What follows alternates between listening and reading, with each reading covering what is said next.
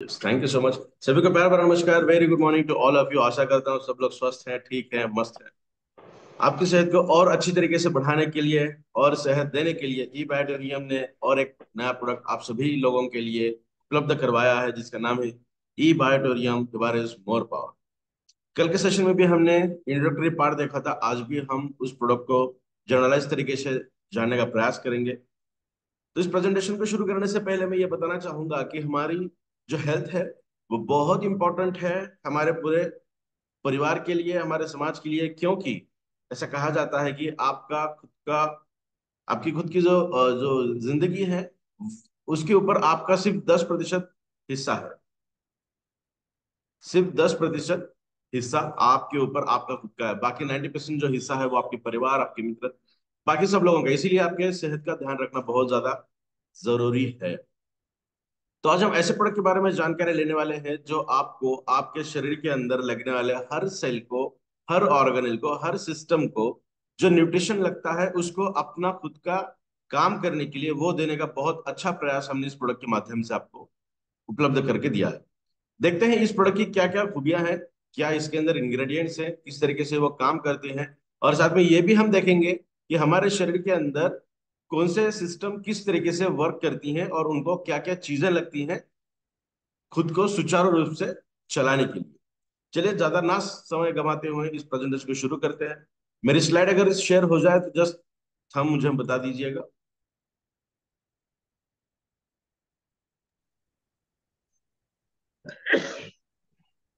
I hope मेरी Yes, slide ready, share हो रही ready. है। Yes yes, thank you so much. चलिए शुरू करते हैं इस प्रेजेंटेशन को।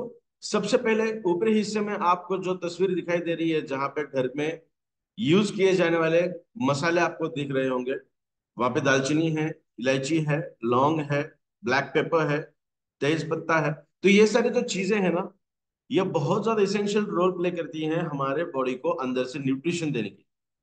क्योंकि हर इंग्रेडिएंट के अंदर कुछ ना कुछ ऐसे बायोमोलिक्यूल्स होते हैं जिसे हम एक्टिव इंग्रेडिएंट कहते हैं, या फिर जिनके अंदर मेडिसिनल प्रॉपर्टी पाई गई। ये सब चीजें थोड़ी सी अलग है। सबको एक एग्जाम्पल मैं देना चाहूंगा जो सभी लोगों को पता है, वो है कुरकुमी। हल्दी बहुत इसेंशियल है। हल्दी हम एंटीसेप्टिक के तौर पे यूज करते हैं, एंटी एलर्जिक के तौर पे भी यूज करते हैं, उसके बहुत सारे एन नंबर ऑफ बेनिफिट्स हमें पता। बट हल्दी अगर यूज की जाए तो उसके रिजल्ट्स कुछ कम मिलेंगे। बट हल्दी के अगेंस्ट, इंस्टेड ऑफ टर्मरिक, अगर हम कुरकुमिन यूज करेंगे। कुरकुमिन क्या है? कुरकुमिन हल्दी के अंदर पाया जाने वाला एक्टिव इंग्रेडिएंट है, बायोमोलिक्यूल है, जो मेडिसिनल प्रॉपर्टी को शो करता है। ठीक है। तो हमने इस प्रोडक्ट के अंदर बहुत सारे ऐसे इंग्रेडिएंट यूज किए हैं जो आपने आपके घर में बहुत सदियों से यूज करते आ रहे हैं। और ये खूबी है आयुर्वेदा की, ये खूबी है न्यूट्रास्यूटिकल प्रोडक्ट की, जो हर्बल कंटेंट से बनाए जाते हैं, जो आपके बॉडी के अंदर एक्सेप्टेंस जो होता है हमारे शरीर के अंदर आने का। कोई भी कंटेंट शरीर के अंदर जब जाता है तो उसे बॉडी पे एक तो बॉडी के बाहर ढकेल देगी, इसे हम कहेंगे प्रोटेक्ट। और दूसरा है एब्जॉर्ब करना, यानी उसको हमारे बॉडी के अंदर यूज करना। तो ये एकमात्र ऐसा प्रोडक्ट है जो आपके शरीर के अंदर जाने के बाद 0% प्रोटेक्शन और 100% एक्सेप्टेंस शो करता है। चलिए देखते हैं क्या प्रोडक्ट है ये।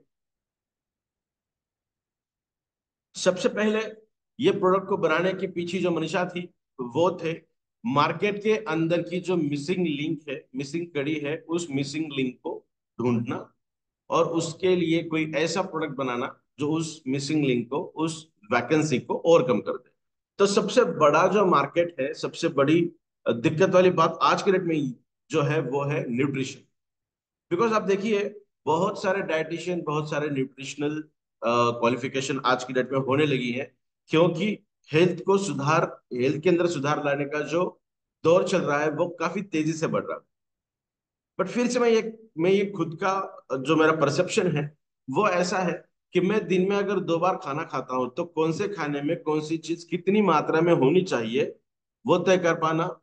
जो इंग्रेडिएंट्स में यूज कर रहा हूँ या फिर जो रॉ मटेरियल में यूज कर रहा हूँ खाना खाने के लिए, क्या उसके अंदर उतनी न्यूट्रिशनल क्वालिटी है जो मेरे शरीर को फुलफिल कर पाए, वो एक चीज। तो इससे बहुत सारे सवाल मेरे दिमाग में आते थे कि किस तरीके से ये किया जाए। By profession I am biotechnologist. 32 से भी ज्यादा सब्जेक्ट्स की स्टडी हमने हमारे ग्रेजुएशन और पोस्ट ग्रेजुएशन के अंदर की है, जिसके अंदर ऐसा कहा जाता है कि life science biotechnology is applied science comes under the life science. तो लाइफ साइंस के अंदर जितने भी सब्जेक्ट्स आते हैं वो सब हमने पढ़े हैं और मैं बच्चों को पढ़ाता भी हूँ। तो उसके अंदर मॉलिक्यूलर बायोलॉजी है, जेनेटिक इंजीनियरिंग है, इकोलॉजी है, इवोल्यूशन है, एग्रीकल्चर है, केमिस्ट्री है, फिजिक्स का भी कुछ पार्ट आता है, बायोकेमिस्ट्री भी आता है, माइक्रोबायोलॉजी भी आता है, वायरोलॉजी भी आता है, फंगस रिलेटेड भी आता है, प्रोटोजोन्स रिलेटेड भी आता है, इम्यून सिस्टम भी आती है, फार्माकोलॉजिकल भी आता है, प्रोडक्शन भी आता है। तो ये बहुत सारा एक बहुत ब्रॉड स्पेक्ट्रम वाली स्ट्रीम।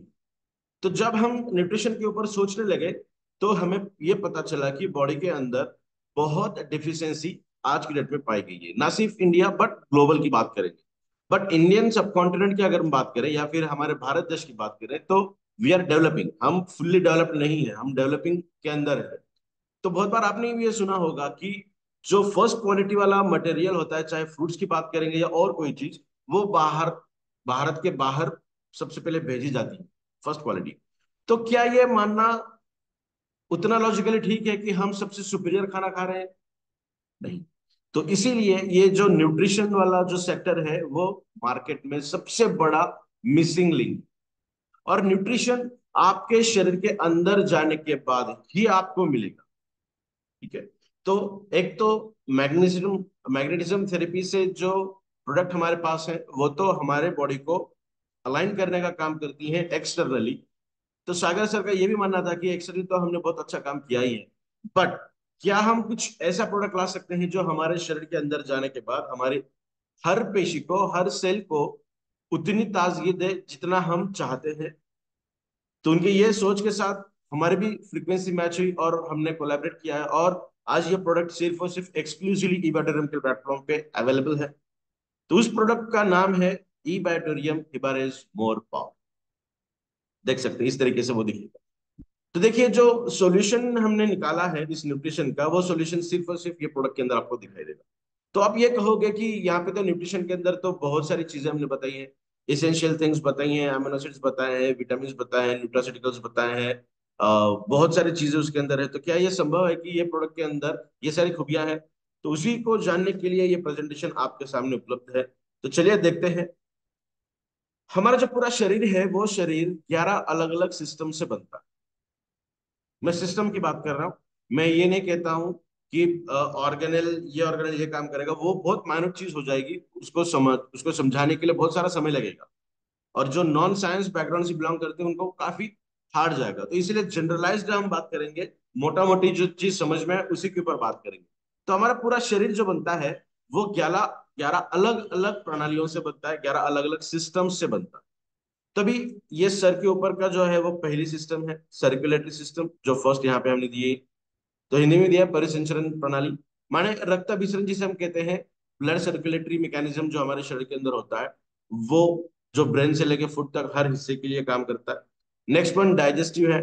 तो ये अगर हम क्लॉकवाइज देखेंगे तो हमारे शरीर के अंदर ये सब प्रणालियों को अगर इकट्ठा कर दे तभी पूरा शरीर बनता है। अगर ये 11 सिस्टम्स में से कोई एक सिस्टम के अंदर भी अगर बिगाड़ आ जाए, वो ठीक से काम ना करे, उसके अंदर कोई एबनॉर्मेलिटी अगर पैदा हो जाए, तो दूसरे सिस्टम्स को वो खराब करने का काम, 100% दूसरी सिस्टम खराब हो जाए। कल हमने सर्कुलेशन के बारे में बात की थी कि उसके अंदर अगर दिक्कत है तो क्या क्या होगा। आज हम बात करेंगे थोड़ा सा डाइजेशन के बारे में। दोनों चीजों के बारे में बात करते हैं। सर्कुलेशन के अंदर अगर दिक्कत आ जाएगी तो क्या क्या हो सकता है। ब्लड एकमात्र ऐसा जरिया है हमारे शरीर के अंदर जो हर सेल को न्यूट्रिशन देने का काम करता है। हम जो भी चीज खाते हैं मेटाबॉलिज्म के अंदर जाता है, डाइजेशन के अंदर जाता है, वहां पे कैटाबॉलिज्म होगा, फिर एनाबॉलिज्म होगा, एनर्जी का प्रोडक्शन होगा, एनर्जी बनाई जाएगी और ब्लड के द्वारा ही शरीर के हर सेल को देने का काम करेगी। क्योंकि ब्लड कैपिलरीज इतनी सूक्ष्म है, इतनी छोटी है कि वो हर सेल के पास जा सकती है। इसीलिए कोई पर्सन अगर बहुत ज्यादा सीरियस है, बहुत ज्यादा डेंजर जोन में है, आईसीयू में है या आईसीयू में है, तो उसको हर चीज ब्लड के द्वारा ही दी जाती है। ठीक है, समझ रहे हैं आप? उनको खाना खाने से दी नहीं जाती, उनको मेडिसिन भी ब्लड के द्वारा ही दी जाती है, क्योंकि हर सेल के पास हर चीज को लेकर जाने का काम ब्लड के द्वारा ही किया जाता है, बाकी और कोई चीज नहीं कर सकती। तो देखिए सर्कुलेशन के अंदर अगर दिक्कत आ जाएगी तो क्या होगा, उसके बहुत सारे रीजंस हो सकते हैं। सर्कुलेशन के बारे में आप सब लोग बहुत ज्यादा जानते हो, तो मैं ये कहना चाहूंगा कि ब्लड अगर थिक है, गाढ़ा है, जो जैसे जैसे एज बढ़ती है हमारी वैसे वैसे वो उस तरीके से काम करने लगता है, गाढ़ा बनता है, जो हमारी बॉडी के अंदर एसिडिटी को शो करता है, एसिडिक कंडीशन को शो करता है, तो सर्कुलेशन ठीक से नहीं होगा। ब्लड अगर जा रहा है तो ब्लड के साथ बाय डिफॉल्ट हीमोग्लोबिन होता है, फेरस होते हैं दैट इज आयरन, और ऑक्सीजन होता है। तो ये सब चीज अगर घूमने लगे या फिर उनका सर्कुलेशन ठीक तरीके से ना हो तो क्या होगा, ऑक्सीजन का सर्कुलेशन ठीक तरीके से ना हुआ तो रेस्पिरेशन में प्रॉब्लम आएगी। रेस्पिरेशन के अंदर अगर प्रॉब्लम आ जाएगी तो एटीपी का सिंथेसिस कम होगा, एटीपी का सिंथेसिस कम होगा तो वो अफेक्ट करेगा मेटाबॉलिज्म के अंदर। तो ये जो चीजें है ना, ये 100% एक दूसरे के ऊपर डिपेंडेंट। तो इसीलिए अगर हम बात करते हैं हमारे शरीर को अच्छी तरीके से स्वस्थ रखना, तो हम इनडायरेक्टली बात कर रहे हैं ये 11 सिस्टम्स की, कि हमारी ये 11 सिस्टम्स अच्छी तरीके से वर्किंग करे। अगर ये अच्छी तरीके से वर्किंग हो तो ही हमारा शरीर अच्छी तरीके से काम कर पाएगा। ठीक है, तो हम ये एक प्रोडक्ट की बात नहीं कर रहे हैं, हम ऐसे प्रोडक्ट की बात कर रहे हैं जो आपके 11 के 11 सिस्टम्स को अच्छी तरीके से प्रोटेक्ट करने का काम करेगा। साथ ही छोटे मोटे अगर उसके अंदर बिगाड़ दिए दिखते हैं तो उसको भी ओवरकम करने का काम करेगा, रिवर्ट करने का काम करेगा। बाय डिफॉल्ट काम तो करता ही है, बट जैसे स्टार हैश कहते हैं ना, star that is condition apply, वो भी हम बात करेंगे कि कहाँ कहाँ से ये चीजें हो सकती है। बट जनरलाइज अगर हम बात करेंगे तो डेफिनेटली ये प्रोडक्ट आपके बॉडी के अंदर रिस्टोरेशन का काम करेगा और साथ ही प्रोटेक्शन का भी काम, क्योंकि खुद ये मेरा मानना है या फिर हमारी पूरी जो टीम है उनका मानना है, जिंदगी भर दवाइयों का सेवन करना ये कभी भी और किसी भी तरीके से स्वस्थ स्वास्थ्य की निशानी नहीं है। जिंदगी भर या फिर मरते दम तक दवाइयों का सेवन करना ये कभी भी अच्छी स्वास्थ्य की निशानी नहीं है। और ये हम मानते हैं, इसीलिए ये एक प्रोडक्ट का आविष्कार हुआ जो आपके शरीर को बहुत सही तरीके से प्रोटेक्ट करने का काम करेगा। इसे हम फूड सप्लीमेंट कहते हैं, इसे हम न्यूट्रास्यूटिकल कहते हैं। हमारे पास आयुष सर्टिफिकेट है। आयुष का मतलब होता है कि we are talking about medicine, but हम मेडिसिन की बात नहीं कर रहे हैं, हम न्यूट्रास्यूटिकल की बात कर रहे हैं, हम फूड सप्लीमेंट की बात कर रहे हैं। जैसा मैग्नीशियम एक अल्टरनेटिव थेरेपी है, उसी तरीके से ये नॉन स्पेसिफिक नॉन बायोलॉजिकल एक कंटेंट है जो आपके बॉडी के अंदर एज लाइक मेडिसिन के तहत काम करेगा। ठीक है, और इसीलिए इसे कुछ नाम दिए गए हैं मेडिकल टर्मिनोलॉजिक्स के अंदर, जो सबसे पहला नाम है न्यूट्रिशन प्लस फार्मास्यूटिकल। न्यूट्रिशन माने न्यूट्रिशन तो बॉडी को दे ही रहा है, बट उसका काम किस तरीके से हो रहा है, एज अ फार्मास्यूटिकल। और इसीलिए इसका फिर से दूसरा नामकरण हुआ, वो है फार्मा फूड। खाना तो हम खा रहे हैं, जो चीज खा रहे हैं वो खाने की ही है, बट वो काम फार्मेसी के जैसा कर रही है, मतलब मेडिसिन के जैसा कर रही है। तो ये मेडिसिन नहीं है। अदरक, दालचीनी, इलायची, लौंग, केसर, कोकोनट, गन्ना, शहद, ये सब चीजें जो है ये मेडिसिन नहीं है। बट इनके अंदर जो एक्टिव बायोमोलिक्यूल्स हैं, एक्टिव इंग्रेडिएंट्स हैं, जिनको हमने चुना, जिनको निकाला और इस प्रोडक्ट के अंदर ऐड किया, वो काम करती हैं एज अ मेडिसिन। इसीलिए इसे फार्मा फूड भी कहा जा सकता। तो इसके भी फीचर्स देखेंगे क्या क्या है। ये प्रोडक्ट कुछ इस तरीके से दिखेगा आपको, दैट इज ई बैटोरियम इज मोर पावर। इसके फीचर्स देखेंगे हम किस तरीके से ये हमारे शरीर के अंदर काम करता है। तो सबसे पहला फीचर जो इसका है that is it serves as excellent antioxidant. ये एक बेहतरीन एंटीऑक्सीडेंट के तहत काम करता है। अभी आप में से बहुत लोगों को ये पता भी होगा कि व्हाट इज एंटीऑक्सीडेंट्स, एंटीऑक्सीडेंट्स किस तरीके से काम करते हैं, क्या करते हैं। तो देखिए, एंटीऑक्सीडेंट्स को समझने के पहले हमें ये पता करना चाहिए कि एंटीऑक्सीडेंट्स एक्चुअली लगते क्यों हैं, उसके क्या काम, वो लगते क्यों हैं, तो फिर पता चलेगा उसका काम क्या है। तो सबसे पहले एंटीऑक्सीडेंट्स का अगर हम थोड़ा सा उसको कट करेंगे तो ये पता चलेगा, एंटी माने ऑपोज करना, प्रोटेक्ट करना, रोकना। किसे, ऑक्सीडेंट माने ऑक्सीडेशन को। ऑक्सीडेशन को रोकने के लिए यूज किए जाने वाले मॉलिक्यूल्स को हम कहेंगे एंटीऑक्सीडेंट या फिर एंटीऑक्सीडेशन। तो एंटीऑक्सीडेशन ये एक प्रोसेस है, ये एक रिएक्शन है। तो ऑक्सीडेशन को कहने के बजाय जो मॉलिक्यूल काम कर रहे हैं उसको हम कहेंगे एंटीऑक्सीडेंट। ठीक है, तो जहां जहां पर भी ऑक्सीडेशन रिएक्शन हमारे शरीर के अंदर होती है, वहां वहां पे हमें कुछ ना कुछ दिक्कतों का सामना करना पड़ता है।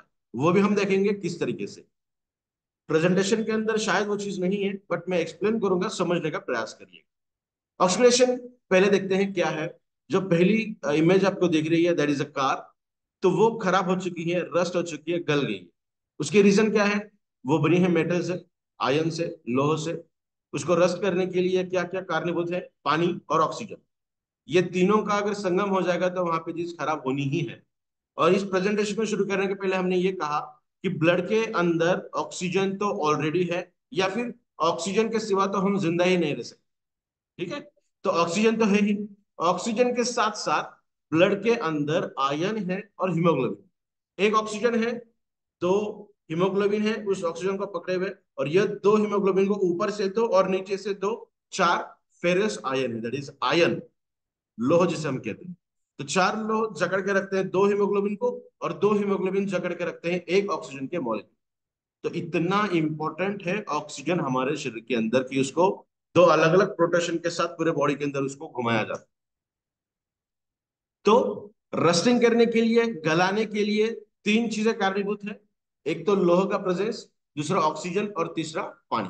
तो हमारे शरीर के अंदर पानी की मात्रा तो बहुत ज्यादा है, आप सभी लोगों को पता है। ऑक्सीजन के सिवा तो हम जिंदा नहीं रह सकते हैं। और आयन हमारे शरीर के अंदर ऑलरेडी प्रेजेंट है, चाहे हम हड्डियों की बात करें, चाहे हम मसल्स की बात करें, चाहे न्यूरोलॉजिकल की बात करें, चाहे और भी चीजें हैं। धीरे धीरे आने वाले सेशन के अंदर हम और डीपली इसके बारे में बातचीत करते जाएंगे। तो ये तीन चीजें हो रहने के बाद रस्टिंग होता है, तो हमारा शरीर भी अंदर से इसी तरीके से सड़ रहा है, गल रहा है, रस्ट हो रहा है। तो इसे किस तरीके से बचाया जा सकता है? एटमॉस्फेयर के अंदर तो इसे बचा पाना मुश्किल है, नहीं कर सकते। बिकॉज वो तो धीरे धीरे उसके ऊपर के छिलके निकाल देगा, और एक टाइम ऐसा आएगा कि ये पूरी तरीके से खत्म हो जाएगा। तो हमारा शरीर भी इसी तरीके से होगा। अब तक नहीं हुआ है, इसके सिम्टम्स हमें नहीं दिखाई दे रहे हैं। तो इसका एकमात्र रीजन है कि हमारे शरीर के अंदर एंटीऑक्सीडेंट्स हमारा शरीर तो बनाता ही है, बट उतनी मात्रा में नहीं बना पाता जितनी मात्रा में हमें लगता है। क्योंकि एंटीऑक्सीडेशन या फिर ऑक्सीडेशन प्रोसेस के बाद जो चीज मिलती है, जो नुकसान पहुंचाती है, उसे हम कहते हैं फ्री रेडिकल्स, या फिर रिएक्टिव ऑक्सीजन स्पेसीज। ऑक्सीजन की ही कुछ ऐसी स्पेसीज है, 8 स्पेसीज बनती हैं ऑक्सीजन की, जो हमें डैमेज करने का काम करती हैं। और उन 8 ही स्पेसीज को हम फ्री रेडिकल्स कह सकते हैं। O-, OH-, OH3। तो इसके अलग अलग 8 है, आने वाले सेशन में हम उसके अंदर भी ज्यादा बात करेंगे। तो देखिए, एक तो मैंने एक एग्जांपल बताया है, तो उसको रिवर्ट किया जा सकता है by the help of antioxidant. तो अभी एंटीऑक्सीडेंट्स क्या काम करते हैं? ऑक्सीडेशन प्रोसेस के बाद जो फ्री रेडिकल्स हैं, जिसे हम मुक्त कण कहते हैं, वो लीडरों की तरह होते हैं, जो कहीं पर भी जाके परेशानी क्रिएट कर सकते हैं। या फिर ऐसा कहा जा सकता है कि वो अनस्टेबल मॉलिक्यूल रहते हैं, जो हर तरीके के केमिकल रिएक्शन के अंदर पार्टिसिपेट करते हैं, चाहे उनका काम हो या उनका काम ना हो। बट रिएक्शन के अंदर अगर वो चले जाते हैं तो डेफिनेटली वो नुकसान ही पहुंचाते हैं। ठीक है ना? जैसे नेगेटिव पीपल, जैसा आदरणीय डॉक्टर अनिल सर ने इस प्रेजेंटेशन को शुरू होने से पहले जो क्लिप चलाई थी हमारे सरश्री की, तो उन्होंने कहा था कि नेगेटिव पीपल को हम हमारे सर्कल से बाहर अच्छी तरीके से निकाल देते हैं। क्या करेंगे नेगेटिव पीपल आने के बाद? कहीं ना कहीं हमें डैमेज करने का ही काम करते हैं। एग्जैक्टली फ्री रेडिकल्स वही काम करते हैं। किसी भी केमिकल रिएक्शन के अंदर बिना बुलाए वो आते हैं, उनको पता चला कि रिएक्शन चल रही है, तो उनका पार्टिसिपेशन होता है, और उस रिएक्शन को वो खराब करते हैं। तो दैट इज हाईली अनस्टेबल, तो उन्हें स्टेबल करना पड़ेगा। तो स्टेबल किस तरीके से किया जाएगा? तो देखिए, इलेक्ट्रॉन्स की जो ऑर्बिट होती है, जहां पे इलेक्ट्रॉन्स का आदान प्रदान होता है, लेना देना होता है, जो सबसे लास्ट ऑर्बिट में होते हैं, या तो वहां पे 2 इलेक्ट्रॉन होने चाहिए या फिर 8 इलेक्ट्रॉन होने चाहिए, तब जाके वो उसे हम स्टेबल कहेंगे। 2 या 8, एक है या 7 है, 6 है, 5 है, 4 है, तो हाईली अनस्टेबल है। जितने कम कम होते जाएंगे उतना उसका सेवेरिटी ज्यादा हो, उतना वो डेंजर ज्यादा बने। ठीक है? तो देखिए, यहाँ पे एक स्टेबल है, लास्ट ऑर्बिट में 8 है, एक इलेक्ट्रॉन गलती से चला गया। अभी ये चला गया है, तो इसके लिए क्या क्या रीजंस हो सकते हैं? हमारा खाना पीना सही नहीं है, हमारे सोने का समय सही नहीं है, हमारा खाने पीने का टाइमिंग भी सही नहीं है। हम बहुत सारी ऐसी चीजें हैं जिस एटमॉस्फेयर के अंदर हम रहते हैं, वो कारणीभूत है। तो बहुत सारे कारण ऐसे हैं जिनकी वजह से ये इलेक्ट्रॉन्स कभी कभी निकल जाते हैं। रिएक्शन के अंदर तो होते ही हैं, बट एक्सटर्नल चीजें भी बहुत ज्यादा कारणीभूत है, जो एंटीऑक्सीडेंट्स को जो ऑक्सीडेशन प्रोसेस है उसको बढ़ाने का काम करती है, या फिर ऐसा कह सकते हैं कि फ्री रेडिकल्स को बढ़ाने का काम करती है। तो यहाँ पे इसीलिए हमने जानबूझ के ये एग्जाम्पल लिया है कि that is a stolen electron. Stolen electron चुराया गया। इलेक्ट्रॉन तब चुराया जाएगा जब आपके शरीर के अंदर का हिस्सा ठीक से काम नहीं कर रहा। और अंदर के हिस्से क्यों काम नहीं करेंगे ठीक से? Due to the lack of nutrition. Nutrition deficiency के वजह से ठीक से काम नहीं कर सकते, चाहे आप कितना भी अच्छी देखभाल करो। ठीक है। तो इलेक्ट्रॉन चुराया गया, तो अभी ये बन गया फ्री रेडिकल, यानी अनस्टेबल मॉलिक्यूल बना। तो ये किसी भी केमिकल रिएक्शन के अंदर जाके मारने का काम करेगा, बिकॉज अभी ये लुटेरा बन चुका है। ये लूटने का ही काम करेगा, कहीं पर भी जाएगा उसे लूटेगा। तो एंटीऑक्सीडेंट्स क्या करेंगे? एंटीऑक्सीडेंट के पास 2 4 8 ऐसे नहीं, बहुत सारे एंटीऑक्सीडेंट्स होते हैं, सॉरी इलेक्ट्रॉन्स होते हैं, जो वो इलेक्ट्रॉन इस वाले फ्री रेडिकल को देंगे। इसको अभी कितना चाहिए? एक इलेक्ट्रॉन गया ना, इसको एक देगा। कोई ऐसा फ्री रेडिकल हो सकता है जिसको दो चाहिए, तो ये दो देगा। कोई चार वाला हो सकता है, तो दूसरे चार वाले को एक साथ मिला के कॉमनली काम करेंगे। Best example is NaCl, sodium chloride यानी नमक। सोडियम के पास भी चार है, क्लोराइड के क्लोरीन के पास भी चार है। दोनों भी हाईली टॉक्सिक है। सोडियम को भी अगर किसी ने खा लिया, जो मैं एलिमेंट की बात कर रहा हूं, अगर उस मॉलिक्यूल को किसी ने खा लिया मर जाएगा। क्लोरीन जो भी बॉडी के अंदर अगर चला गया तो वो भी आदमी मर जाता है। बट ये चार और ये चार जब एक साथ आते हैं, 8 इलेक्ट्रॉन बनते हैं। ये चार इसके शेयर करेगा, ये चार इसके शेयर करेगा, और कंबाइन होने के बाद एक मॉलिक्यूल बनता है जिसे हम कहेंगे NaCl, सोडियम क्लोराइड यानी नमक। और नमक हमारे जिंदगी में बहुत काम करता है। सोडियम भी बॉडी के अंदर काम करता है। तो कहने का मतलब क्या है कि जब वो फ्री रेडिकल्स रहते हैं ना, फ्री रेडिकल्स रहते हैं, जब अनस्टेबल रहते हैं तो हाईली रिएक्टिव रहते हैं, नुकसान ही करेंगे। और जब उनकी वैलेंसी फुलफिल हो जाएगी ना, जब वो स्टेबल होंगे, तब उनके काम अच्छे होंगे। समझ रहे हैं आप? तो फ्री रेडिकल्स बहुत डेंजरस है, और उनको अच्छी तरीके से उनको स्कैवेंज करने के लिए, उनको मारने के लिए, पकड़ कर रखने के लिए, बॉडी के बाहर निकालने के लिए एंटीऑक्सीडेंट के सिवा दूसरा कोई और काम नहीं कर सकता। तो ये भी कुछ एग्जांपल हमने दिए हैं, तो अभी इसके ऊपर ज्यादा बात नहीं करेंगे, हमने बहुत अच्छी बात की है एंटीऑक्सीडेंट के ऊपर। तो हमारे प्रोडक्ट के अंदर बहुत सारे ऐसे कंटेंट है जो एंटीऑक्सीडेंट की शो करते हैं। Almost 30+ ingredients are present in this product. Those are showing antioxidant capacity. कुछ इंपॉर्टेंट हमने यहाँ पे दिए हैं आपको, जो देखकर आप भी समझ पाओ कि यहाँ ये हमने देखा है। अदरक, खजूर, कोकोनट, मखाना, बादाम और दालचीनी। कमरकस भी है, बीजबंद भी है, गोंद भी है, गन्ने का जूस भी है, इसके अंदर हमने यूज किया हुआ है, शहद है। तो ये बहुत सारे और भी इंग्रेडिएंट हैं जिनके अंदर एंटीऑक्सीडेंट प्रॉपर्टी शो होती है। तो आप देखिए, एंटीऑक्सीडेंट के लिए तो हर कोई अलग अलग फ्रूट्स खाते हैं, विटामिन सी रिलेटेड खाते हैं, एप्पल्स खाते हैं, उनके अंदर भी पाया जाता है, ऑरेंजेस खाते हैं, आंवला खाते हैं। तो हर एक एंटीऑक्सीडेंट का रोल अलग अलग है। तो मैं तो यहाँ बता रहा हूँ आपको 30 से भी ज्यादा इंग्रेडिएंट्स है, तो ये किस तरीके से काम करें? ओवरलैप तो नहीं करेंगे एक दूसरे को। हमारे बॉडी के अंदर बहुत सारे ऐसे काम हैं जो एक दूसरे का काम बढ़ाने का करते हैं। उसके ऊपर हम बात करेंगे जब हम ब्रेन रिलेटेड बात करेंगे ना, तो वहां पे ये कोरिलेशन करेंगे हम। तो ई बैक्टीरियम के अंदर जो ये प्रोडक्ट आपको मिलने वाला है, उनके अंदर ये सारी खूबियां हैं। देखते हैं दूसरा फीचर क्या है, that is good in auto immune disorders. Auto immune disorders को इस तरीके से जस्टिफाई किया जा सकता है कि हमारा खुद का शरीर हमारे खुद के इम्यून सिस्टम के लिए एक आतंकवादी बनता है, बैक्टीरिया के जैसा काम करने लगता है। एज ए फॉरेन पार्टिकल हमारा इम्यून सिस्टम उसको ट्रीट करता है। होना क्या चाहिए? जब भी कोई बैक्टीरिया वायरस शरीर के अंदर आता है, तो हमारी इम्यून सिस्टम उसको फाइट करनी चाहिए, उसको बॉडी के बाहर निकालनी चाहिए, जो आमतौर पे हमारी सिस्टम करती ही है। इसीलिए हम हमेशा बीमार नहीं रहते। सीजनल बीमारियां आती हैं, वो चीज अलग है, फिर से हमारी सिस्टम इम्यून सिस्टम अच्छे काम करने लगते हैं, तो वो बॉडी के बाहर निकल जाते हैं। तो एटॉमिक सिस्टम के अंदर क्या होता है? हमारा शरीर ही एज अ बैक्टीरिया के तहत हमारे इम्यून सिस्टम उसको देखता है।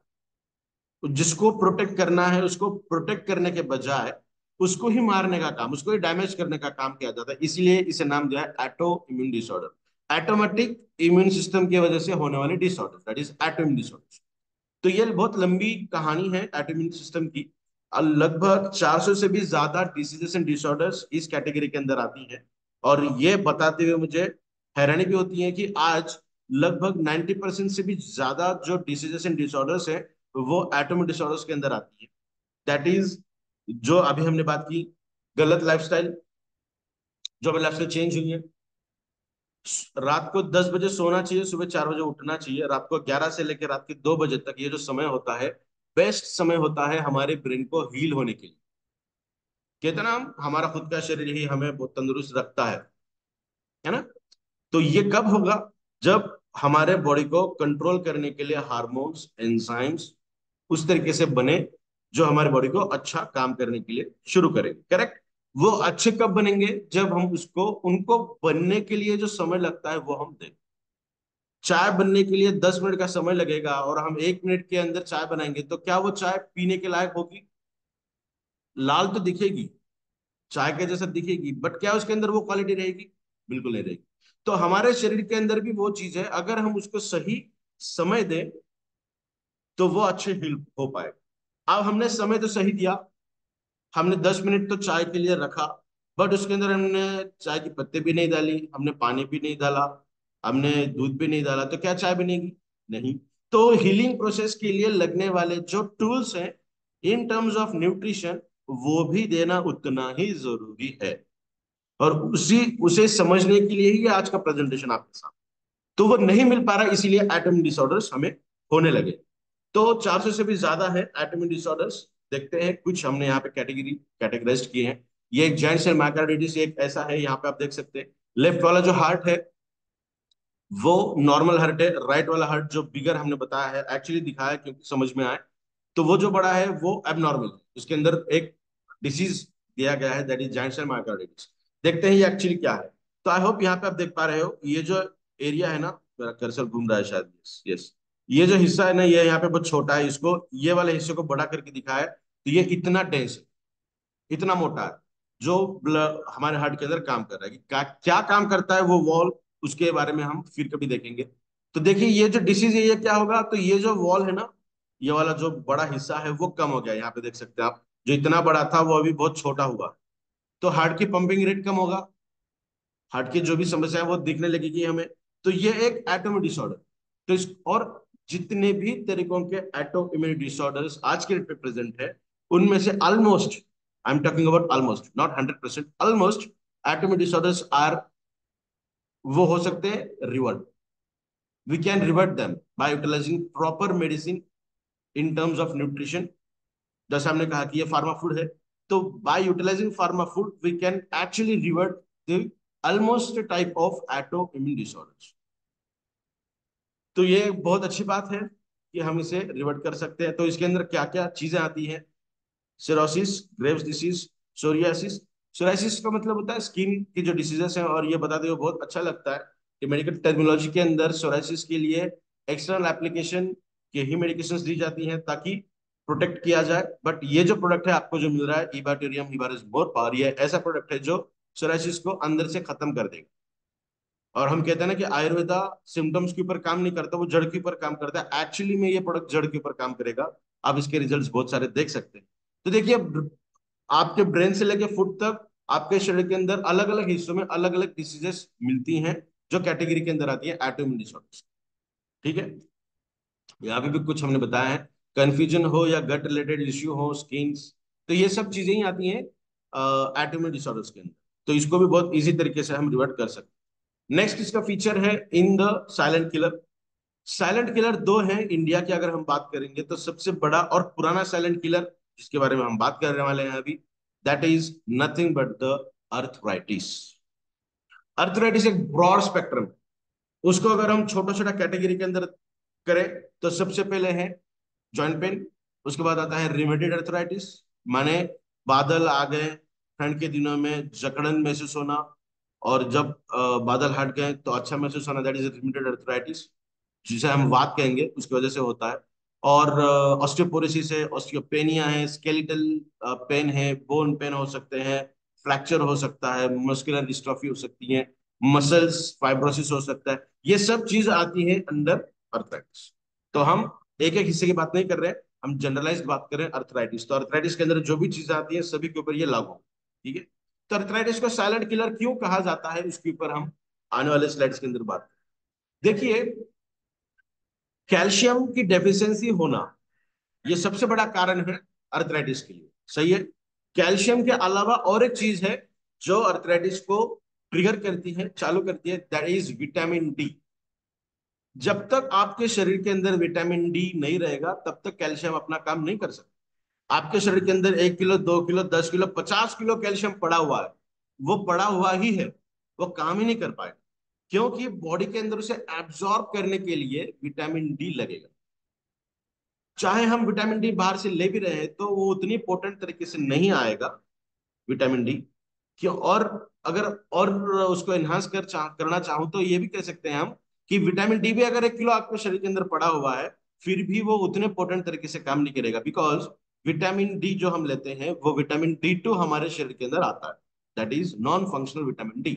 और वो विटामिन D3 के अंदर जब कन्वर्ट होगा, that is the actual vitamin D, जिसे हम कहेंगे vitamin D3 is only functional vitamin D, जो हमारे शरीर के अंदर काम करता है। तो विटामिन D3 जब हमारे शरीर के अंदर आएगा, वो काम करेगा कैल्शियम को बॉडी एब्जॉर्ब करने की, उस प्रोसेस के लिए वो काम करेगा विटामिन D3। और वो कन्वर्ट कब होगा? जब आप आधा घंटा सनलाइट के अंदर सुबह सुबह वॉकिंग करोगे। देखिए, इबैटोरियम एक इस तरीके की कंपनी है, इस तरीके की एजुकेशन रखती है और स्प्रेड करती है, जो आपको सिर्फ ये नहीं कहेंगे कि ये चीज करिए हो जाएगा, नहीं, आपको भी मेहनत करनी पड़ेगी। हम हेल्थ के रिगार्डिंग अच्छी इंफॉर्मेशन ही स्प्रेड करते हैं, हम फॉल्स कमिटमेंट बिल्कुल नहीं करते। तो अगर आपको अर्थराइटिस के अंदर अच्छे रिजल्ट चाहिए, तो ये प्रोडक्ट यूज करने के बाद 15-20 मिनट, आधा घंटा धूप के अंदर चलना अनिवार्य है, और उसके रिजल्ट आप तब बहुत बेहतरीन तरीके से महसूस कर सकते। अगर कोई बेड रिडन है, उनको मूव करना पॉसिबल ही नहीं है, तो उनको भी 15-20% इसके रिजल्ट अच्छे मिलेंगे। तो विटामिन D3 कब कन्वर्ट होगा? जब आप सनलाइट के अंदर घूमो, तो वो बहुत जरूरी है, और हर पर्सन ने चलना चाहिए। आप फिट हैं तब भी, अनफिट हैं तब भी, पेशेंट हैं तब भी, और किसी डिजीज डिसऑर्डर से जूझ रहे हैं तब भी, वॉकिंग इज एन। तो देखते हैं अर्थराइटिस के अंदर एक्चुअली क्या होता है। ये हमारा पूरा शरीर है, इसके अंदर ये बोन की डेंसिटी यहाँ पे हमने बताई है फर्स्ट सर्कल के अंदर, बहुत ज्यादा डेंस्ड बोन, बहुत ज्यादा घनत्व उसके अंदर देखा जा रहा है। बट जैसे जैसे एज बढ़ने लगती है, वैसे वैसे कैल्शियम हमारे शरीर के अंदर से कम होता है, हम सभी को पता है। तो कैल्शियम कम होता है तो हमारी हड्डियां इस तरीके से बनती हैं, जिसके अंदर छोटे छोटे होल होते हैं। और साइंस के अंदर होल्स को, बायोलॉजी के अंदर स्पेसिफिकली होल्स को पोर्स कहते हैं, पोर्स, आपको पता भी होगा। तो इसीलिए बोन्स के अंदर अगर पोर्स हैं तो उसे ऑस्टियोपोरोसिस कहते हैं।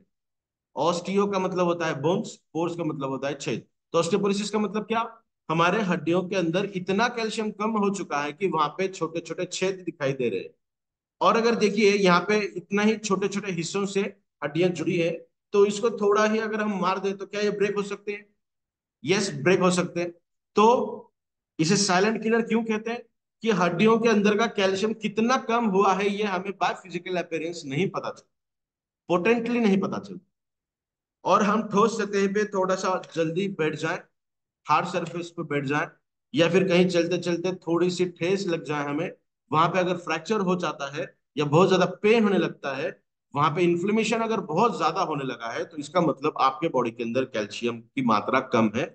यह हम एक लॉजिकली कह सकते हैं। समझने के लिए भी इसको हम थोड़ा सा देखेंगे किस तरीके से हम समझ सकते हैं। तो देखिए, ये जो हिस्सा है, आपकी हाइट ऐसी है, धीरे धीरे हाइट अगर कम होने लगे, या फिर आप स्ट्रेट खड़े हैं, आपका शोल्डर का लेवल एकदम स्ट्रेट है, और आपके शोल्डर धीरे धीरे नजदीक आने लगे हैं, मतलब आपकी हाइट कम होने लगी है, तो ये भी पोटेंट कंडीशन है आपके शरीर के अंदर की कैल्शियम डेफिशिएंसी को शो करना। 2 में से 1 महिला को और 5 में से 1 पुरुष को, मतलब 50% इन फीमेल्स, 20% इन मेल्स। ये 2022 का आंकड़ा है, ये अभी बहुत ज्यादा बड़ा हुआ है, तो ऑलमोस्ट 50-50-60% हम कह सकते हैं कि पॉपुलेशन को अर्थराइटिकल सिम्टम्स आज महसूस होने लगे। तो जॉइंट पेन हो सकते हैं, बेंट लेग्स, या फिर फ्रैक्चर बाय सिंपल फॉल। ये एक, ये होने के बाद पता चलता है कि ये चीज हुई है, इसका मतलब हमारे शरीर के अंदर कैल्शियम कम है, और इसीलिए इसे साइलेंट किलर कहा जाता है। नेक्स्ट फीचर अगर हम देखेंगे तो ऑन ब्रेन, हमारे ब्रेन को कंट्रोल करने के लिए 4 हार्मोन रिस्पॉन्सिबल है, डोपामाइन, ऑक्सीटोसिन, सेरोटोनिन, एंडोर्फिन। तो ये इंपॉर्टेंट हार्मोन्स है। इनमें से ये 4 के 4, ये तो हार्मोन है ही, बट इनमें से 2 जो है वो एज एंजाइम भी काम करते हैं। अब एंजाइम क्या काम करते हैं? कोई केमिकल रिएक्शन होनी है शरीर के अंदर, मान के चलिए डीएनए है, डीएनए से आरएनए बना, आरएनए से प्रोटीन बनना है, तो ये डीएनए से आरएनए, आरएनए से प्रोटीन, और प्रोटीन भी टर्शियरी स्ट्रक्चर में जाना चाहिए, 3D स्ट्रक्चर। और जब वो 3D स्ट्रक्चर में जाता है प्रोटीन, तभी वो फंक्शनल होता है। 1D, 2D, मतलब प्राइमरी, सेकेंडरी एंड क्वार्टरनरी, ये जो तीन है वो नॉन फंक्शनल है। वो तो रेस्टिंग फेज में चले जाते हैं, सोते हैं। काम कब करेंगे, एक्टिवेट कब होंगे, जब वो 3D में आते हैं, टर्शियरी स्ट्रक्चर में आते हैं, टर्शियरी स्ट्रक्चर। तो देखिए, ये जो प्रोसेस है ना, ये एक मॉलिक्यूल को अलग अलग हिस्सों में या फिर एक से दूसरा कन्वर्ट हो रहा है, दूसरे से तीसरा बन रहा है, तो इसके लिए एंजाइम्स लगते हैं।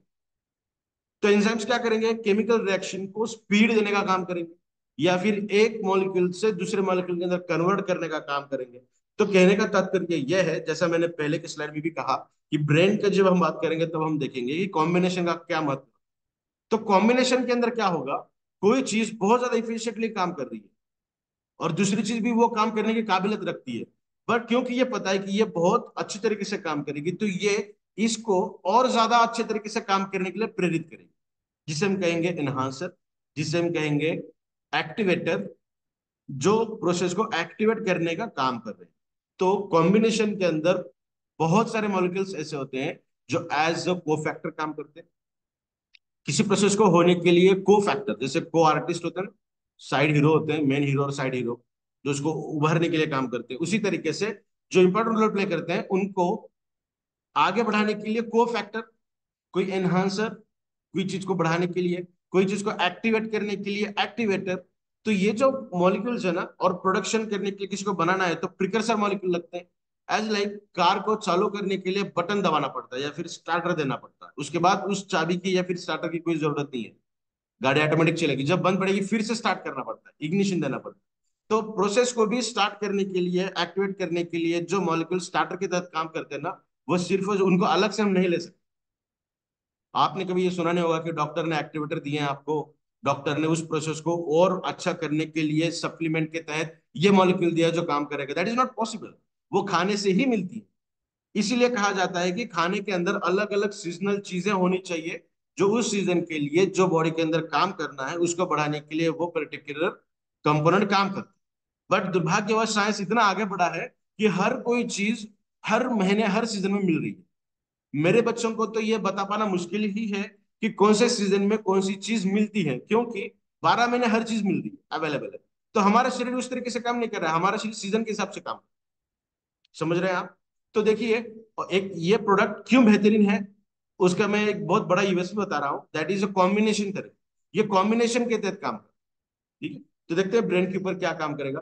तो डोपामाइन काम करेगा प्लेजर के लिए, ऑक्सीडेशन काम करेगा लव के लिए, माने इमोशंस के लिए, सेरोटोनिन काम करेगा मूड एंड खाने के लिए, सेंसेशंस, और एंडोर्फिन काम करेगा पेन के लिए। तो ये चार हार्मोन के काम है।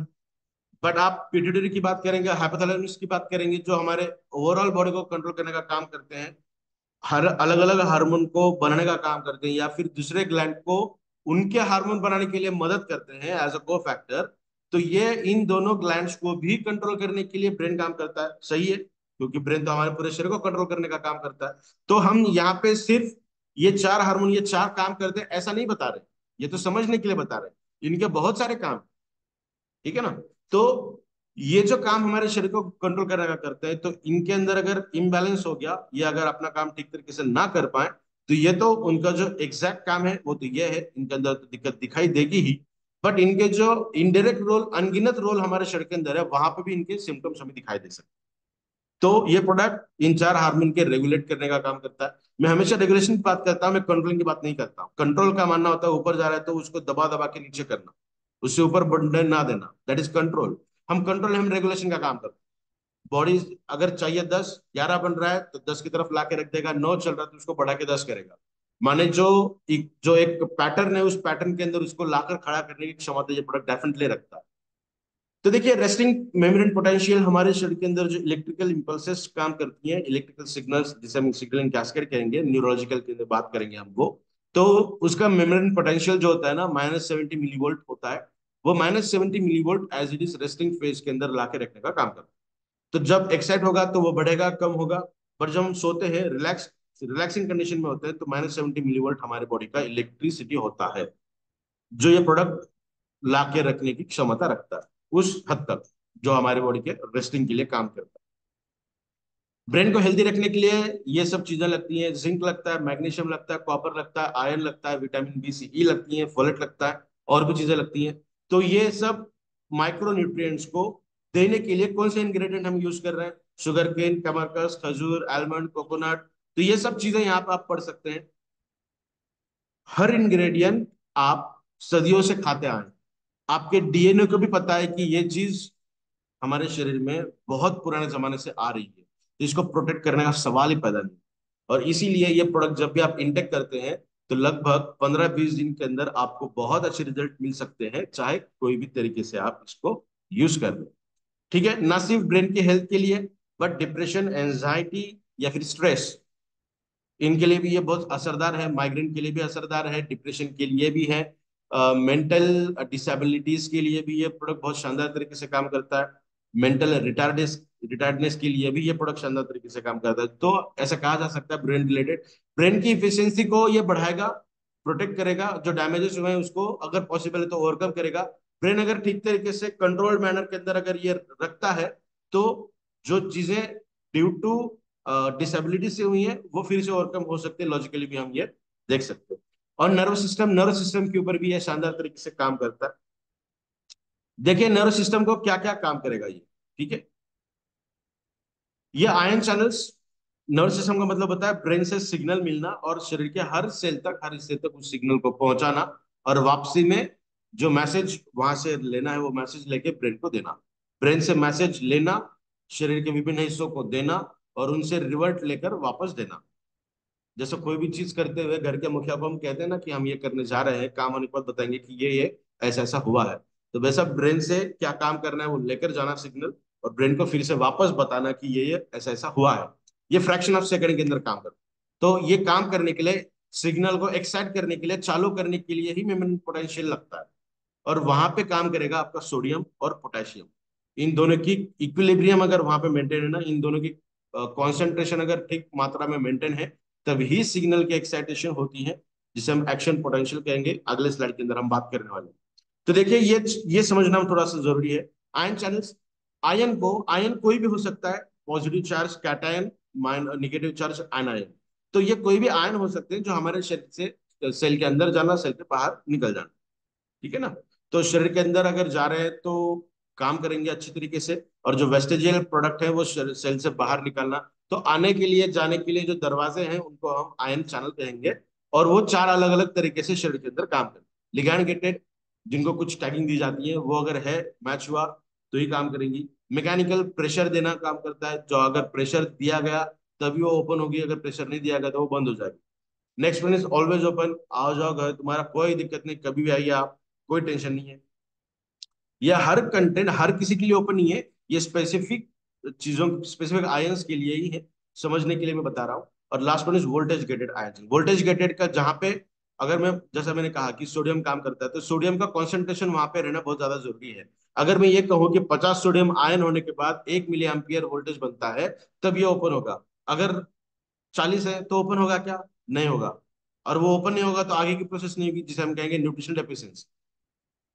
हमने न्यूट्रिशन दिया और 40 से 50 सोडियम बन गए, तो कितना चाहिए था? 50, 50 के 50 आ गए, हाँ भैया ये ओपन करिए, सोडियम अंदर आएगा तो अपना काम करेगा। तो न्यूट्रिशन डिफिशियंसी अगर है तो क्या क्या हो सकता है, और न्यूट्रिशन सही मात्रा में दी जाए तो क्या क्या हो सकता है, उसका बेस्ट एग्जाम्पल ये है। तो देखते हैं इसके ऊपर, वोल्टेज गेट के ऊपर हम बात करने वाले हैं। इन न्यूरोलॉजिकल न्यूरोलॉजिकल डिसऑर्डर्स लगभग 15 से भी ज्यादा है हमारे शरीर के अंदर। और किस तरीके से काम करते हैं ये सिग्नलिंग कैस्केड, वो थोड़ा सा देखते हैं हम। एक्शन पोटेंशियल शुरू हो गया, जहां पे सोडियम पोटेशियम की मात्रा अच्छी है, सिग्नल बना, सिग्नल ब्रेन ने भेज भी दिया। भेजने के बाद एक न्यूरॉन से सिग्नल बाहर निकलना चाहिए, तब जाके दूसरी न्यूरॉन ले सकती है। यहाँ पे आप देखिए, ये जो एक न्यूरॉन है यहाँ पे उसका सेंटर है, यहाँ पे सिग्नल बना, ये सिग्नल यहाँ से यहाँ से यहाँ से इस तरीके से बाहर निकलेगा। और ये जो ये वाला हिस्सा है ना, टेल, जो एंड प्लेट हम बता रहे हैं, मोटर एंड प्लेट, तो ये जो टेल है यहाँ से सिग्नल बाहर पड़ेगा। तो ये वाला जो छोटा ग्रीन वाला डॉट है ना, उसके ऊपर हम बात कर रहे हैं। यहाँ पे देखिए, ये वाला ग्रीन हिस्सा है वो निचला। तो एक न्यूरॉन यहाँ से सिग्नल बाहर निकालने के लिए, ये जो वेसिकल्स है इसको डिफ्यूज होना पड़ेगा इसके आउटर मेम्ब्रेन के साथ। डिफ्यूज कब होगा? Voltage gated ion channel. I hope यहाँ पे लिखा होगा कहीं वोल्टेज गेटेड। ये देखिए voltage gated calcium ion channel is open and calcium flowing. तो कैल्शियम के वोल्टेज गेटेड आयन चैनल वहां पे होने चाहिए। अभी वोल्टेज गेटेड का मतलब क्या हुआ कि जितना वोल्ट चाहिए 1 मिली एम्पियर फॉर एग्जाम्पल चाहिए, तो उतना तो होना चाहिए ना वहां पे उसको ऑन करने के लिए, ओपन करने के लिए। और ये किसके लिए है? कैल्शियम के लिए। तो कैल्शियम को छोड़ते हुए किसी और का वहां पे काम ही नहीं है, जो काम ही नहीं कर सकता। तो यहाँ पे अभी क्या होगा, कैल्शियम की मात्रा सही रही तो ये ओपन होगा। और जब ये ओपन होगा तो कैल्शियम बाहर से अंदर चला जाएगा। और जैसे ही कैल्शियम अंदर गया, जो सिग्नल है वो यहाँ पे वेसिकल्स डिफ्यूज होंगे और सिग्नल बाहर आए, और फिर दूसरे न्यूरॉन के अंदर वो सिग्नल चला जाए। फिर दूसरे न्यूरॉन को भी वो काम, उसको उससे बाहर निकालना है, तो कैल्शियम गेटेड आयन चैनल्स को ओपन करना पड़ेगा। वो तभी ओपन होंगी जब कैल्शियम का कॉन्सेंट्रेशन ज्यादा होगा, जितना चाहिए उतना होगा, कैल्शियम अंदर जाएगा और सिग्नल फिर बाहर आएगी। फिर तीसरे न्यूरॉन के लिए सेम। तो देख सकते हैं आप हमारे शरीर को, शरीर के अंदर ब्रेन से फुट तक कितने न्यूरॉन्स, सेंट्रल नर्वस सिस्टम के अंदर काम किया जाता है ये, सीएनएस के अंदर। तो देखिए कितना बड़ा काम। और अर्थराइटिस को साइलेंट किलर क्यों कहा जाता है? जैसे जैसे एज बढ़ती है वैसे वैसे कैल्शियम का इंटेक हमारे शरीर के अंदर कम होता है।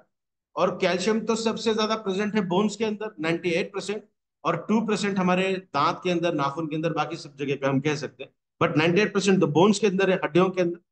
लगता कहाँ पे ज्यादा है बोन कैल्शियम? सभी जगह पे लगता ही तो है, बट सबसे ज्यादा कहाँ लगेगा? हमारे ब्रेन के अंदर, जो सबसे इंपॉर्टेंट रोल प्ले करता है। ब्रेन डेड हो गया, ब्रेन ने काम करना बंद कर दिया, तो क्या हम जीवित रह पाएंगे? नहीं। Best example is paralysis. Control ही नहीं कर पा रहे ना, मेरे हाथ को ही कंट्रोल नहीं दे पा रहा, सिग्नल नहीं भेज रहा है कि यार तुझे काम करना है। अगर हाथ को सिग्नल ही नहीं आ रहे तो हाथ कैसे काम करेंगे? और हमने न्यूट्रिशन अच्छी दी, अगर वो न्यूट्रिशन डेफिशिएंसी है, क्योंकि पैरालिसिस के अंदर 90% से भी ज्यादा जो रीजन है वो ड्यू टू माल न्यूट्रिशन है, डेफिशिएंसी है, या फिर बहुत ज्यादा है तो माल न्यूट्रिशन से है। अगर सही न्यूट्रिशन दिया जाएगा तो फिर पैरालिसिस रिवर्ट हो सकता है। ठीक है ना? तो ये एक एग्जांपल मैंने आपको बताया। तो ये दिक्कत भरा काम है। तो देख सकते हैं कि आप प्रोडक्ट कितना बेहतरीन तरीके से काम कर रहा है। ये और उसकी थोड़ी सी डिटेल इन्फॉर्मेशन हमने दी है। यहाँ पे ग्लाइसिन नाम का अमीनो एसिड लाके लगता है, यहाँ पे ग्लूटामिक एसिड ग्लूटामेट लगता है। तो ये एक न्यूरॉन है, ये दूसरी न्यूरॉन है। इन दो न्यूरॉन को इकट्ठा रखने के लिए मैग्नीशियम का रोल है। मैग्नीशियम को अंदर ढकेलने के लिए, प्रेशर मेंटेन करने के लिए ऊपर से सोडियम, कैल्शियम, सोडियम और कैल्शियम, नीचे पोटेशियम। एक्शन पोटेंशियल को अराइज करने के लिए, जैसे मैंने कहा, सोडियम और पोटेशियम लगता है। तो ये थोड़ी टेक्निकल चीजें हैं। तो कहने का तात्पर्य यह है कि सिर्फ हम ये कर रहे हैं, वॉकिंग कर रहे हैं या फिर और कोई चीज कर रहे हैं और पूरा शरीर ठीक है, तंदुरुस्त है, that is not possible at all. क्योंकि हमारे हर सेल को माइन्यूटली अगर हम बात करेंगे ना, मॉलिक्यूलर बायोलॉजी अगर देखेंगे सेल की, तो बहुत सारी चीजें लगती, और ये बहुत सारी चीजें शरीर बनाने की कैपेसिटी रखता है। बट उसमें से भी बहुत सारी चीजें हमारे खाने से मिलती हैं। और इसीलिए न्यूट्रिशन को बहुत अनन्य साधारण महत्व है हमारी रोज की जिंदगी।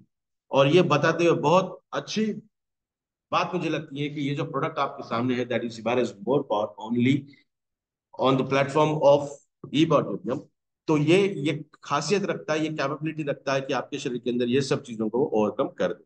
Next one is pH balance. ये आपके शरीर को पीएच बैलेंस करने का काम। आपने सुना होगा कि अल्कलाइन करना चाहिए, नहीं। बॉडी अगर बॉडी का पीएच अल्कलाइन का मतलब क्या होगा? सबसे ज्यादा कौन सा है हमारे बॉडी के अंदर पार्ट? सबसे ज्यादा चीज कौन सी है? ब्लड सबसे ज्यादा मात्रा में है। और इसीलिए बॉडी का पीएच अगर कहा जाएगा तो हम डायरेक्टली कहते हैं ब्लड का पीएच कितना होता है? 7.35 टू 7.45। 7.35 टू 7.45 ये हमारे ब्लड का पीएच है। 0.10 बफरिंग कैपेसिटी रखता है। आपने कोई चीज खाई, मेटाबॉलिज्म में जाएगा, ब्लड के अंदर जाएगा, तो वो थोड़ा सा एसिडिक की तरफ जाएगा। ये तो 99% हम एसिडिक कंटेंट ही तो खा रहे हैं। कोल्ड ड्रिंक्स खा रहे हैं, पी रहे हैं, एसिडिक अल्कोहलिज्म कर रहे हैं, एसिडिक फास्ट फूड खा रहे हैं, एसिडिक पैक्ड फूड खा रहे हैं, एसिडिक चाय पी रहे हैं, एसिडिक तला हुआ खा रहे हैं, एसिडिक, हर चीज एसिडिक ही तो है। तो डेफिनेटली हमारे ब्लड का पीएच थोड़ा सा मूव होता है। तो मैं हमेशा ये कहता हूँ कि हमारे बॉडी का पीएच बैलेंसिंग में होना चाहिए। मेटाबॉलिज्म को कितना पीएच लगेगा हमारे स्टमक को डाइजेस्ट करने के लिए? लगभग 3.5, है ना? तो ये पीएच अगर अल्कलाइन के अंदर तरफ चला गया तो क्या होगा? मेटाबॉलिज्म खराब होगा। मेटाबॉलिज्म खराब होगा। 3 की तरफ गया फिर भी मेटाबॉलिज्म खराब होगा। ज्यादा एसिड भी नहीं चाहिए, ज्यादा बेस भी नहीं चाहिए, मॉडरेट चाहिए। हर किसी को अपना काम करने के लिए एक पर्टिकुलर चीज लगती है, तो लगती ही है। ये हमने नहीं डिसाइड किया, ये नेचर ने, कुदरत ने डिसाइड किया हुआ है। और हम किसी भी तरीके से नेचर को चैलेंज नहीं कर सकते। हिबार इज मोर पावर एक ऐसा प्रोडक्ट है जो नेचर ने आपको जो दिया है उसी तरीके से आपको रखने का काम कर। ठीक है। तो यहाँ पे पीएच रेगुलेट होगा, मेंटेन किया जाएगा। पीएच क्यों बढ़ता है हमारा, मतलब एसिडिक क्यों होता है? तो इसको सबसे इंपॉर्टेंट है रेस्पिरेशन, जो काम करता है एसिडिटी को बढ़ाने के लिए भी, एसिडिक कंडीशन को बढ़ाने के लिए, और साथ ही रिएक्टिव ऑक्सीजन स्पीसीज को देने के लिए भी, यानी फ्री रेडिकल्स को देने के लिए। रेस्पिरेशन या फिर electron mitochondria, electron transport chain जो माइटोकॉन्ड्रिया के अंदर होती है। तो ये कुछ केमिकल रिएक्शंस है जो हमारे शरीर के अंदर इनवॉलेंट्री होती है, जिसे हम चाह कर भी कंट्रोल नहीं कर सकते। सांस लेना कोई बंद कर सकता है? नहीं। दिल का धड़कना बंद कर सकते हैं हम? नहीं। ब्लड का सर्कुलेशन बंद कर सकते हैं हम? नहीं। इलेक्ट्रॉन का माइग्रेशन बंद कर नहीं कर सकते हैं। एनर्जी का प्रोडक्शन नहीं बंद कर सकते। तो ये सब चीजें जो है ना, ये इनवॉलेंटरी अनकंट्रोल्ड मैनर में चलती है, जहां पे हमारा बस नहीं चलता। नेचर ने जो दिया है हमने उसे बिगाड़ा, लाइफस्टाइल को चेंज करके, खाना पीना चेंज करके, गलत चीजों का सेवन करके। तो ये प्रोडक्ट आपको फिर से उस तरीके से बनाएगा जैसा आपको नेचर ने बनाया। तभी यहाँ पे एक चीज बतानी रहेगी कि ये क्या क्या काम करेगा। अगर पीएच डिसेबल है या फिर इम्बेलेंसिंग में है तो क्या क्या होगा? टिंगलिंग, जल्दी से अगर हम उठते हैं किसी जगह से, या फिर किसी ने आवाज दिया, झट से हमने अपने सर को हिलाया, टिंगलिंग, चक्कर आना। मसल क्रैम्प्स, मोस्ट प्रोडोमिनेंटली स्पोर्ट्समैन जो वर्कआउट करते हैं, एथलेटिक्स हैं, उनको ये समस्या होती है, वो भी due to the pH imbalance है। वीकनेस, सीजर्स, सीजर्स का भी मतलब होता है चक्कर आना, जहाँ पे इलेक्ट्रिकल इम्पल्सिव्स का ब्रेक हो जाना। जो जैसा हमने कहा ना कि इलेक्ट्रिकल सिग्नल्स हमारे बॉडी के अंदर न्यूरोट्रांसमीटर्स काम करते हैं, उनका ठीक तरीके से काम ना करना। जैसा बटन को ऑफ करते लाइट चली जाती है, फिर से ऑन करते हैं हम, हमारे शरीर के अंदर के भी जो इलेक्ट्रिकल इंपल्सेस हैं उनको भी 2 सेकंड के लिए बंद और फिर से शुरू करना, जो इफेक्ट होगा उसको कहेंगे हम सीजर्स। तो ये सब चीजें हैं due to the pH disabilities. तो ये प्रोडक्ट पीएच बैलेंस करने का काम करेगा। नेक्स्ट वन जो सबसे इंपॉर्टेंट और सबसे फास्ट रिजल्ट जो आपको समझ में आए, हमारे शरीर के अंदर तो हर तरीके से ये काम उतने ही कारगर तरीके से करेगा, बट हमारी जो साइकोलॉजी होती है ना कि ये काम कर रहा है तो हमें समझ क्यों नहीं आ रहा है। ब्रेन के अंदर कैल्शियम देना है, दे रहा है, तो कैसे समझ में आएगा? बोन के अंदर कैल्शियम को दे रहा है तो कैसे समझ में आएगा? मेटाबॉलिज्म के अंदर अच्छे से काम कर रहा है तो कैसे समझ में आएगा? तो समझने के लिए सबसे पहले कहाँ पे दिखेगा? तो that is in the erectile dysfunction, erection के अंदर, इन द मेल्स। ठीक है। Most predominantly, 85% males present in the globe are having problems related to sexual disability. And one of the most overrated जो प्रॉब्लम है वो है erection, जिसे हम ईडी कहते हैं, सेक्सुअल ऑर्गन के अंदर ज्यादा स्ट्रेंथ ना रहना। इसको ओवरकम करने के लिए ये प्रोडक्ट बहुत शानदार तरीके से काम करता है। इसके रीजंस क्या क्या है? तो साइकोलॉजिकल रीजंस हैं, रिलेशनशिप प्रॉब्लम्स हो सकती है, उसके बाद एसिडिटी हो सकती है, एसिडिक कंडीशन अगर बॉडी के अंदर बहुत ज्यादा है तब भी ये दिक्कत होती है। डिप्रेशन है, एंजाइटी है, प्रेशर है, टेंशन है, बहुत ज्यादा फिजिकल एक्सर्शन है, बहुत ज्यादा ऐसे एटमॉस्फेयर से हम जुड़ते जा रहे हैं जहाँ पे रेडिएशन चीजें बहुत ज्यादा है, तो वो इफेक्ट है। और सबसे पहला रीजन जो मेरी रिसर्च के दौरान मुझे पता चला, और ये सही भी है, आप भी देख सकते हैं, दैट इज डायबिटीज। डायबिटीज के अंदर भी ये हमें बहुत नुकसान पहुंचाता है। तो देखिए, इनको और इसे ओवरकम करने के लिए एलोपैथिक इंडस्ट्री के अंदर एक आर्टिफिशियल ड्रग पाया गया, दैट इज सिल्डन सिट्रेट। इसके भी बहुत सारे डेरिवेटिव्स हैं। One of the most popular जो ड्रग है दैट इज सिल्डेनाफिल सिट्रेट, और उसे यूज किया गया सबसे पॉपुलर जो मेडिसिन है दैट इज वियाग्रा।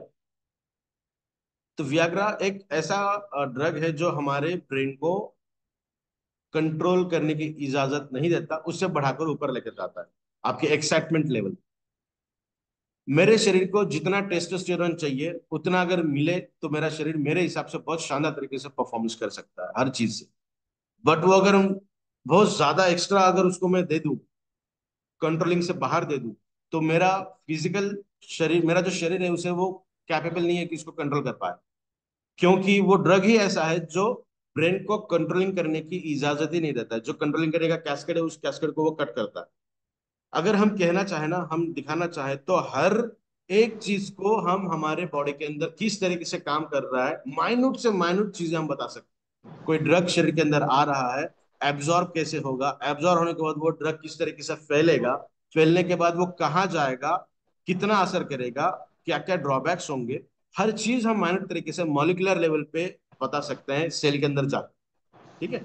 तो ये जो चीज है, ये बियॉन्ड कंट्रोल काम कर रही है, जिसका कोई मतलब नहीं है। हायर ब्लड प्रेशर वाले पेशेंट को अगर हम दें तो हार्ट रिलेटेड समस्या बहुत ज्यादा अमाउंट में देखी जा सकती है, और वियाग्रा से डेथ होने के जो रेट है वो बहुत ज्यादा है।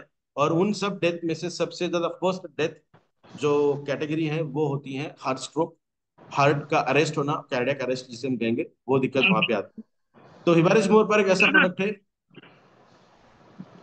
हिबारिस मोर पर एक ऐसा प्रोडक्ट है जो बहुत शानदार तरीके से हमारे बॉडी के अंदर से इरेक्शन को ओवरकम करने की ताकत रखता है। Yes yes yes. सर, यहाँ पर मैं आपको थोड़ा सा बताऊंगा। हमारा जो जी सब्जेक्ट है ये बहुत बड़ा है और बहुत महत्वपूर्ण है। और मैं जी चाह रहा हूँ जितने लोग हमारे साथ यहाँ पर आ रहे हैं और आए हुए हैं, इन सब लोगों को इन डिटेल और भी डिटेल में बात की जाए, क्योंकि ये सब्जेक्ट बहुत बड़ा है। ये लाइफ भी बड़ी है और इसका काम भी बड़ा है। तो इन सब चीजों को देखते हुए मेरा मानना ऐसा है कि ये सब्जेक्ट आज हमने यहाँ 60 मिनट बात किया है। अगर से हम कल 60 मिनट बात करें, अगर 2-3 पार्ट में अगर हम करें, तो ये जो आज 1,000 लोग हैं, ये 1,000 लोगों को इन डेप्थ पूरा नॉलेज मिलेगा। तब जाकर के हम मानते हैं कि हमने पूरा नॉलेज लोगों को दिया। और जी जी जी जी साथ ही साथ में इस प्रोडक्ट की ट्रेनिंग के साथ साथ, मतलब आज है, कल है, परसों है, ये 2-3 जब हमारा पूरा प्रोडक्ट प्रोडक्ट की पूरी हमारी शरीर की, अभी तक आप देख रहे हैं कि प्रोडक्ट में क्या क्या है और हमारे शरीर की जरूरत क्या क्या है, इन दोनों को कैसे हम एक दूसरे के साथ में ज्वाइन करके किस तरह से इसके ज्यादा से ज्यादा लाभ ले सकते हैं। क्योंकि चूंकि हमें इस प्रोडक्ट के साथ बिजनेस भी करना है, राइट? सिर्फ प्रोडक्ट लेके यूज ही नहीं करना है, हमें इस प्रोडक्ट के साथ में बिजनेस भी करना है, लोगों को बताना भी है, लोगों को समझाना भी है। क्योंकि हर बार तो विनय सर या मैं आप और भी इसके टेक्निकल लोग तो आपके साथ रहेंगे नहीं। इसके लिए आपको उन लोगों को मुद्दे की बातें बतानी